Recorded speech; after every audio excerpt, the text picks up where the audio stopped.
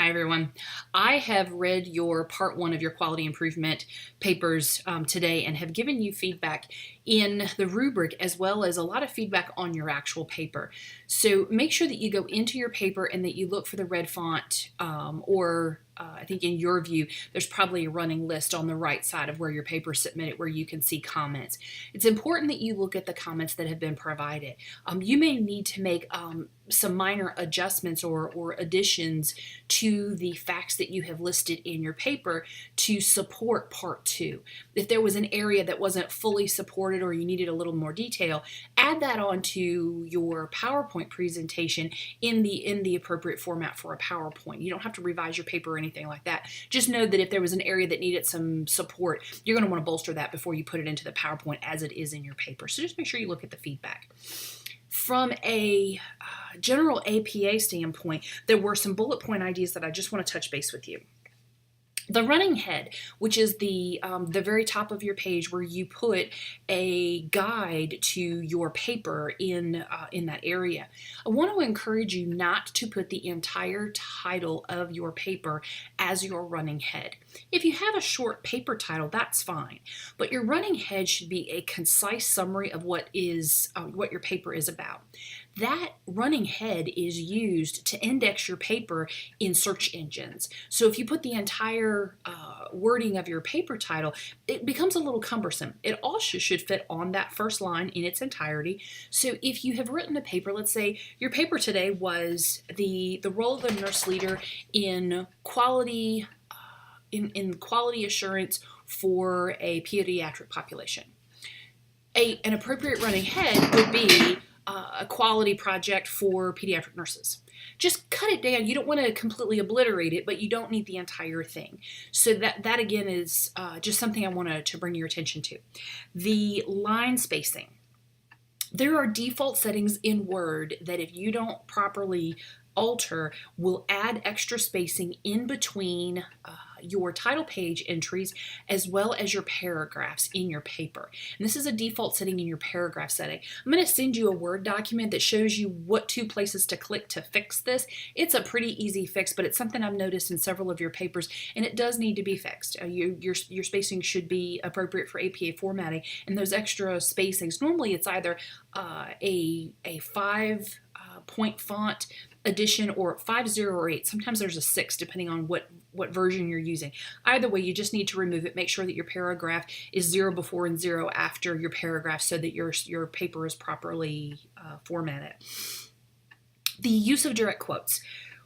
I want to remind you at graduate level writing that you should be paraphrasing and synthesizing what you have written, what you have read by other authors. So if you have read a journal article and there's a certain section, maybe a paragraph that you find is really salient to your topic, I want you to tell me what that author says that's important, how it relates to your work, and then you'll use an in-text citation to give credit to that author.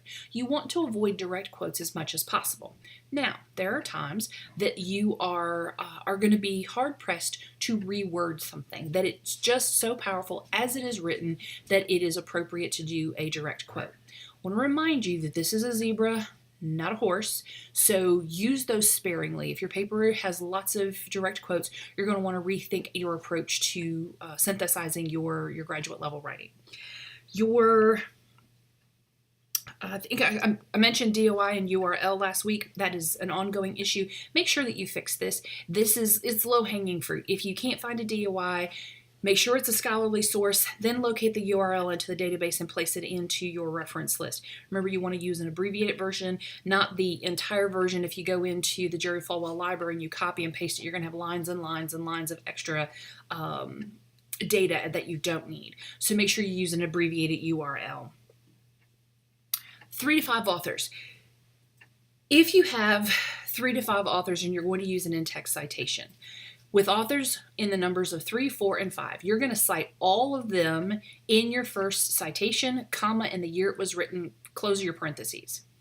After you have cited the first time for 3 to 4 or 5 authors, after that, it becomes the first author and et al. but you have to put in all 3, 4, or 5 the first time you use it, and subsequent ones are done with that first author as an et al. I know this feels cumbersome, and there's so many rules for how you cite authors. It's different from 1 author to 2 authors to 3, 4, and 5 authors to 5, and then 3, 4, and 5, then to 6, and then after 6, it becomes even more different with 7, 8, 9, 10. I know this feels tedious. It's important that you get it. This is going to be an expectation if you ever do publish, that you're able to follow a formatting, and APA is the standard one that's used in industry, so you need to practice those skills now. The other thing that I found was websites. When you use a website, and there are some really good ones, and you were required to go in and look at 3 or 4 this week to go in and see what the quality websites were saying. When you cite the author to a website, go in and find out who manages the website. If it is a .gov, it's not going to be without a proper author. The Joint Commission websites has got lots and lots of information, lots of white papers, lots of postings. The author of that website is the Joint Commission. So that's who your author is going to be. As you can tell, the puppies behind me, it's playtime. If they get rambunctious, I'll put them in timeout. But at the moment, they're not barking, so we'll count that as a blessing. Make sure when you go through your websites that you find the proper author, and it's going to be who manages your website. Also make sure that you have not missed it. Some of you have used ND for no date. Make sure that there really is no date. Very often, especially government websites, are maintained on a routine basis. So the date is 2017. But again, every once in a while you'll find websites that don't have a date that's referenced. But again, that's a zebra, not a horse. Make sure you just take the time to go look. And the authorship is important. So make sure you're taking the time with websites to find out who's managing the website, who has ownership of it, and that will be your author. Okay, let's see, I had one more. Oh, citing primary versus secondary sources. If you have read your textbook and your textbook references an article that's written by other articles, and you are writing your paper and you want to include what the article, not your author, says, that would be citing a secondary source. You would put the author's names of that article and then put as cited in Porter O'Grady. I want to encourage you to avoid citing secondary sources. If you find something in someone else's article or someone else's book and it's really relevant, go back to the reference list and locate the article yourself. Find it as a primary source. Go into the literature and find that article that was referenced by somebody else and read through it. Here's why I would encourage you to do that. First, it's best practice in professional writing.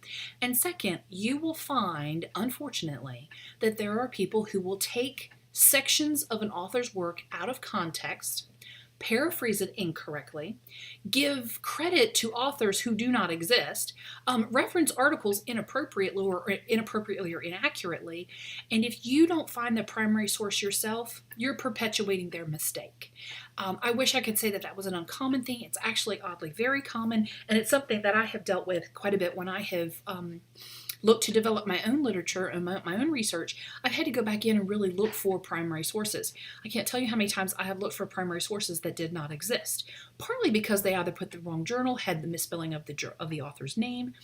You want the best effort to be put forward, and that should be your own. So it's great, and I completely agree that there is a method and a way that you can cite secondary sources. I'm going to encourage you to avoid that as a professional practice, as well as your own integrity in your research process.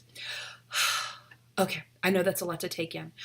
And I know at this point, folks, that you're probably a little over APA.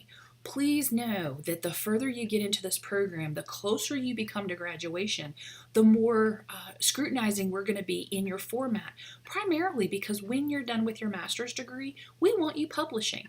Maybe for some of you, it's just doing a poster at a professional conference. Those posters matter. People are reading them. We want you to be able to cite properly, to write properly, to express your thoughts clearly and succinctly. All of that is being developed as you move through this program. So again, I know that it can feel tedious, and I know you can feel like, okay, just let me focus on the content I'm never going to write. you're going to write. Even if all you do is send emails all day, I still want you to be the best writer possible. So that being said, we have...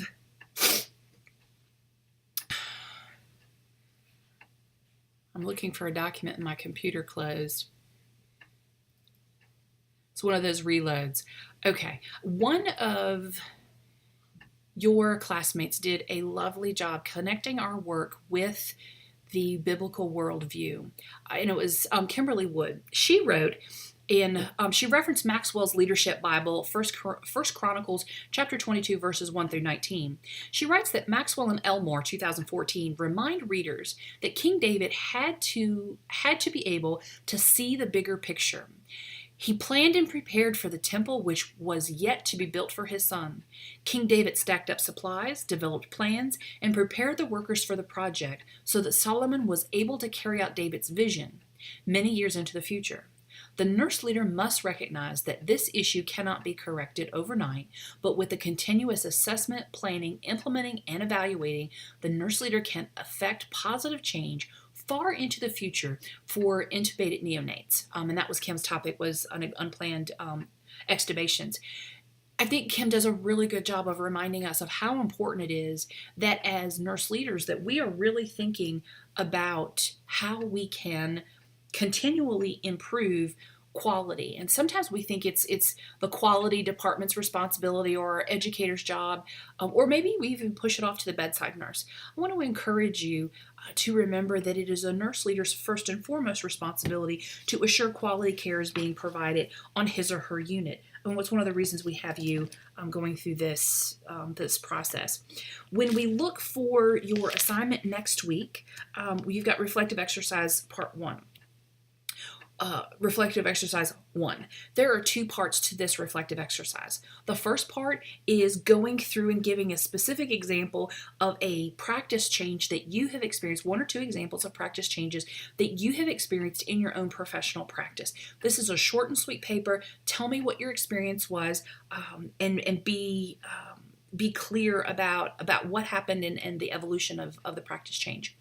Part 2 is a PowerPoint that is going to be designed to persuade your team on a unit to participate in innovative practice or evidence-based practice. I want you to remember that the idea behind this PowerPoint is to be persuasive. You want to give enough information to your group to compel them or to excite them or to pique their interest in innovation. You want to do this in a meaningful way to your own population. You want to do this in a professional way from a PowerPoint development standpoint. The aesthetics of your PowerPoint should be pleasing. You should be proud. If I, as your professor, took your PowerPoint and posted it publicly, that you would look and go, wow, that's great work. I'm proud of that. Make sure that your work is aesthetic, properly cited, and properly supported. And equally important, that you are persuasive. Tell me why it's important. Make me buy in, and that's the goal here. So have fun with this. You are going to load 2 files into Blackboard, so you're going to have a Word file and a PowerPoint file. Make sure you get both of them loaded before you click submit, otherwise one will be left in the wind. Okay, I think I have covered everything. It's been one of those days that everything's starting to blend together. If you have questions or concerns, if you've been given feedback that is unclear or you're not sure what to do with, folks, don't hesitate to contact me. I'm here, happy to help. Know that I'm praying for you and I'm thinking about you. And otherwise, I will look forward to seeing this week's work next week. Y'all take care.